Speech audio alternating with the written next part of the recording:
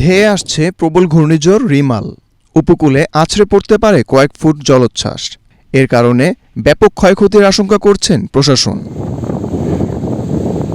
উপকূলীয় এলাকার বাসিন্দাদের আশ্রয়কেন্দ্রে যেতে মাইকিং করা হচ্ছে। শনিবার থেকেই আশ্রয়কেন্দ্রগুলো গুছিয়ে নেয়ার কাজ শুরু হয়েছে। আমাদের নদী অঞ্চলটা একটু পাইলিং যদি দিতে, তাহলে আমরা নিজেরা বাঁচতে পারতাম কোনো রকম। বেরিবেদের পাশে আমাদের বাড়িঘর, সিডের বা বন্যা আসলেই আমরা খুব ভয়াবহ। আমার এই সিডের সময় আমার ভাই বউ মারা গেছে, আমার ভাইজি মারা গেছে। জলোচ্ছ্বাসের কারণে আমাদের চুলোয় রান্না করা যায় না, যেহেতু আমাদের বাংলা চুলো মাটির চুলো, এই মাটির চুলো আমরা রান্না করতে পারি না, যার জন্য শুকনো খাবারের জন্য রাস্তায় আসছি।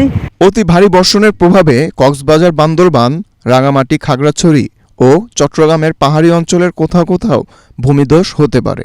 এই এলাকাটা খুব কষ্টের ভিতরে আছে। যদি কোনো রকম যদি এই বন্যার পানি এর ভিতরে আসে, অনেক মানুষ অনেক কষ্ট থাকবে এবং ঘর বাড়ি সব নদীর কাছে। এই জায়গাটা যদি আমাদের কোনো বেরিপেদের কোনো সিস্টেম করে দিত বা বেরিপেদ দিয়ে দিত, তাহলে অনেক উপকার হইতো। উত্তর বঙ্গোপসাগর ও গভীর সাগরে অবস্থানরত মাছ ধরার নৌকা ও ট্রলারসমূহকে পরবর্তী নির্দেশ না দেওয়া পর্যন্ত নিরাপদ আশ্রয়ে থাকতে বলা হয়েছে। Sheikh Fahim, Asian television.